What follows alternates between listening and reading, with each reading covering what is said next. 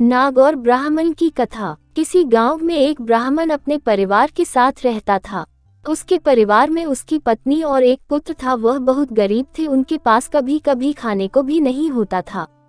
ब्राह्मण की पत्नी बहुत दुष्ट और चालाक थी, इसलिए वह रोज ब्राह्मण को भिक्षा मांगने जाने को कहती थी, पर ब्राह्मण उसकी एक नहीं सुनता था और घर में राम नाम जाप करता रहता। पत्नी के रोज रोज लज्जित करने पर ब्राह्मण एक दिन सुबह सुबह उठा और अपने पोथी पत्रा उठाया और दूसरे गांव को चल दिया। चलते चलते वह घने जंगल में पहुंचा और अंधेरा हो गया। वह वहां एक बड़ा सा पीपल के पेड़ के नीचे बैठ गया और राम नाम जपने लगा। सुबह होने पर जब उठा तो पास के सरोवर पर स्नान करके वह आगे चला और दूसरे गांव में पहुंचा। गांव वाले उससे ना तो कोई कथा सुनना चाहते थे और न ही कोई उसे भिक्षा दे रहे थे। वह ब्राह्मण दुखी होकर घूम फिर उसी पीपल के पेड़ के नीचे आकर बैठ गया। वह पीपल का पेड़ बहुत विशाल था। उस पेड़ की जड़ में एक विशाल काला सांप रहता था। उस ब्राह्मण ने सोचा कि मेरी कथा तो कोई नहीं सुनता, यह कथा मैं पीपल के पेड़ को ही सुना देता हूँ। वह अपनी कथा सुनाने लगा। कथा पूर्ण होने पर पेड़ के नीचे से एक काला नाग निकला और उस ब्राह्मण को एक स्वर्ण मुद्रा देते हुए बोला, तुम रोज यूं ही यहाँ आकर मुझे कथा सुनाया करो, मैं रोज तुम्हें स्वर्ण मुद्रा दूंगा। यह बात तुम किसी को भी मत बताना, तुम्हारे सब दुख दूर हो जाएंगे। ब्राह्मण बोला, ठीक है। ब्राह्मण रोज ऐसा ही करता। सुबह उठकर नहा धोकर अपनी पोथी पत्रा लेके पीपल के पेड़ के नीचे पहुंच जाता और वहां बैठकर कथा सुनाता। कथा पूर्ण होने पर नाग सोने की मुद्रा भेंट करता। देखते ही देखते ब्राह्मण धनी हो गया। पूरे गांव में यह चर्चा होने लगी कि ब्राह्मण की दशा कैसे सुधर गई।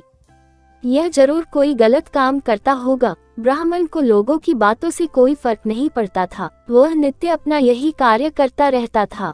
एक दिन गांव की कुछ औरतें ब्राह्मणी के पास गई और उससे पूछने लगी कि आपके पति इतने धनवान कैसे हो गए, वह रोज कहाँ जाते हैं और रोज उनकी कथा कौन सुनता है। औरतों की बात सुनकर ब्राह्मणी के मन में शंका आ गई। उसने एक दिन अपने पति से पूछा कि आपको ये धन कहाँ से मिलता है, मुझे भी बताए। ब्राह्मण बोला, तुम्हें इससे क्या मतलब है। ऐसा कहकर ब्राह्मण ने ब्राह्मणी की बात टाल दी। कुछ दिनों तक उसे टालता रहा, पर एक दिन ब्राह्मणी ने ब्राह्मण को बहुत मजबूर किया। ब्राह्मण ने मजबूर होकर अपनी पत्नी को नाग की सारी बात बता दी, जिस वजह से उसकी पत्नी के मन में लालच आ गया। उसने ब्राह्मण के खाने में नशे की दवा मिलाकर उसे खिला दी और अपने बेटे से बोली, बेटा उस पीपल के पेड़ पर जाओ और नाग को मारकर सारी संपत्ति ले आओ। ब्राह्मण का लड़का अपने पिता का पोथी पत्रा लेकर वहां गया और पीपल के पेड़ के आगे बैठकर कथा सुनाने लगा। कथा पूरी होने पर वह नाग बाहर आया और उसको स्वर्ण मुद्रा देने लगा। तभी ब्राह्मण के बेटे ने कुल्हाड़ी से नाग पर वार कर दिया, जिससे नाग की पूंछ कट गई और नाग ने भी पलट कर लड़के के पैर में डस दिया, जिससे लड़के की मौत हो गई। इधर जब ब्राह्मण उठा तो उसने देखा कि उसके पोथी पत्रा गायब है। वह समझ गया कि कुछ गड़बड़ है।